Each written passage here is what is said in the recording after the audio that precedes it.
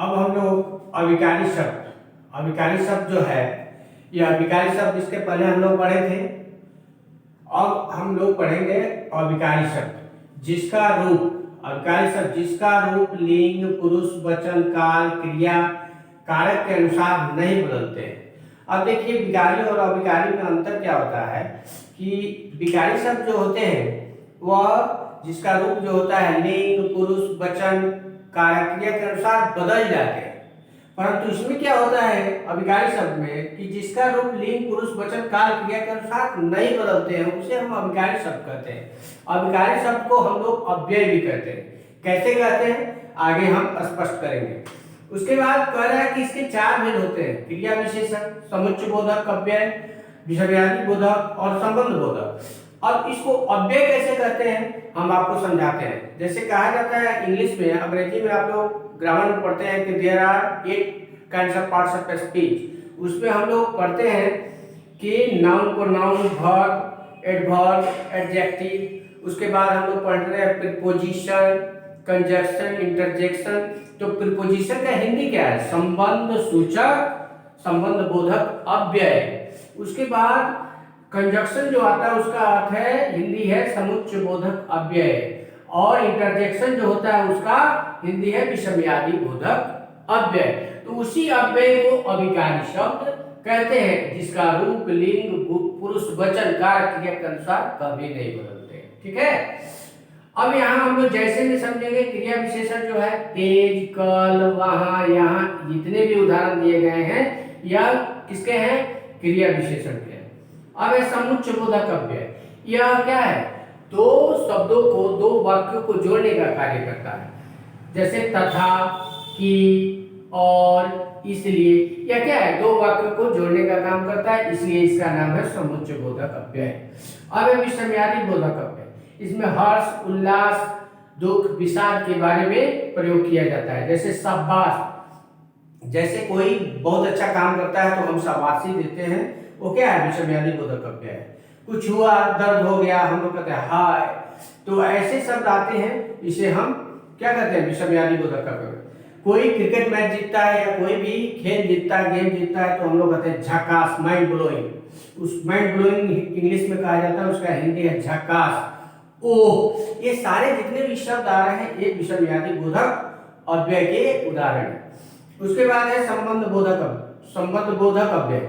इसमें आता है के बिना, जैसे अबाउट, अंग्रेजी में आप पढ़ते हैं अबाउट, तो के बिना, के ऊपर, ऑन।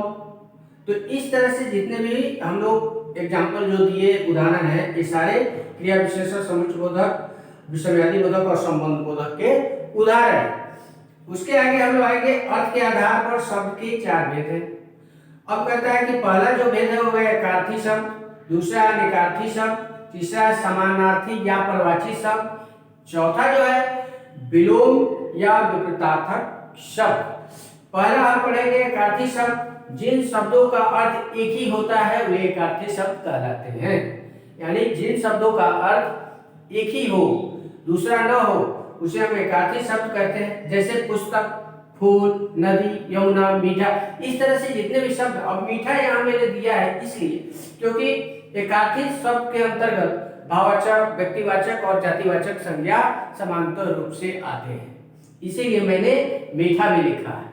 तो इस तरह से एकार्थी शब्द के बारे में हम लोग अध्ययन किया। दूसरा जो है अनेकार्थी शब्द, कुछ शब्दों के अर्थ एक से अधिक होते हैं, यानी कुछ शब्द ऐसे होते हैं जिसके अर्थ एक से अधिक होते हैं, उसे हम अनेकार्थी शब्द कहते हैं। जैसे मुद्रा, मुद्रा धन को भी कहते हैं, रुपया को भी कहते हैं, और ये मुख का भाव भी है मुद्रा। तो इस तरह से इसके कई अर्थ हुए, इसलिए ये अनेकार्थी शब्द है। उसके बाद पूर्व, पूर्व का अर्थ है पहले और एक दिशा। इस तरह से हमने एकार्थी शब्द, अनेकार्थी शब्द के बारे में जाना। तीसरा जो है समानार्थी शब्द। ये कहता है कि समान अर्थ प्रकट करने वाले शब्द को हम समानार्थी शब्द कहते हैं। जैसे फूल है तो फूल का अर्थ होता है पुष्प, प्रसून, कुसुम, यानी जितने भी है ये प्रवाची शब्द है, समानार्थी शब्द है। ये सभी शब्दों का अर्थ एक ही होता है, फूल। उसी तरह घोड़ा है, अश्व है, तुरंग है, घोटक है।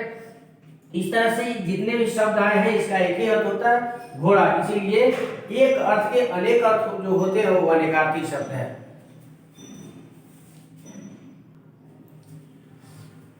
अब जो है चौथा में हम लोग पढ़ेंगे विलोम शब्द या विपरीतार्थक शब्द।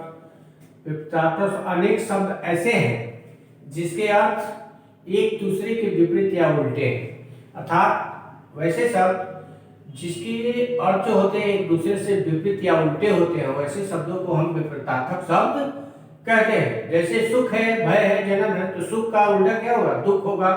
भय का अभय, जन्म का मरण।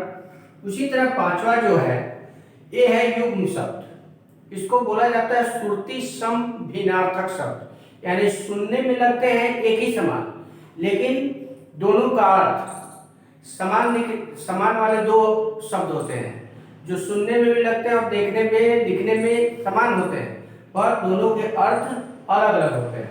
तो वैसे शब्द जो बोलने और लिखने में एक समान होते हैं, पर उन दोनों के अर्थ अलग अलग होते हैं, उसे युग्म शब्द या श्रुति सम भिन्नार्थक शब्द कहते हैं। जैसे उदाहरण देखिए, जलज, जलज एक समान है सुनने में, तो जलज का अर्थ होता है बादल और जलज का कमल। इस तरह सुनने में एक लगते हैं, लिखने में एक लगते हैं, परंतु अर्थ अलग अलग होते हैं।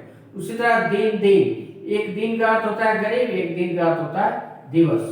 लास्ट जो है अंतिम, वह हम लोग का है संकर शब्द। वैसे शब्द जो दो भिन्न भाषाओं से बने हो उसे संकर शब्द कहते हैं। जैसे रेल, रेल क्या है? अंग्रेजी, और गाड़ी क्या है? हिंदी है। तो ये अंग्रेजी है, हिंदी, यानी दो भिन्न भिन्न भाषा है, और दो भिन्न भिन्न भाषा जो है मिलकर बना रेलगाड़ी। दूसरा है बस, जो संस्कृत से लिया गया है। घाट जो है हिंदी है, तो संस्कृत और हिंदी के मिश्रण से क्या बना? बसघाट। उसी तरह टिकट है अंग्रेजी, घर है हिंदी, तो दो भाषाओं के मिश्रण से क्या बना? टिकट घर। इस तरह से ऐसे जितने भी शब्द आपको मिलेंगे जो दो भिन्न भाषाओं से मिलकर बने हैं, उसे हम क्या बोलेंगे? संकर शब्द बोलेंगे। जो सुनने में एक समान हो पर दोनों का अर्थ अलग अलग हो, वैसे शब्द को हम श्रुति सम भिन्नार्थक शब्द या युग्म शब्द कहते हैं।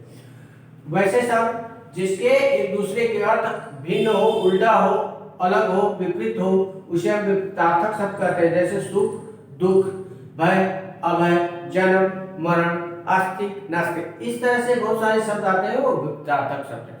इस तरह से आज हम लोग संपूर्ण ढंग से शब्द का अध्ययन किया। ठीक है, इसके बाद वाले वीडियो में हम लोग आगे व्याकरण का अध्ययन करेंगे। आज के लिए इतना ही, धन्यवाद।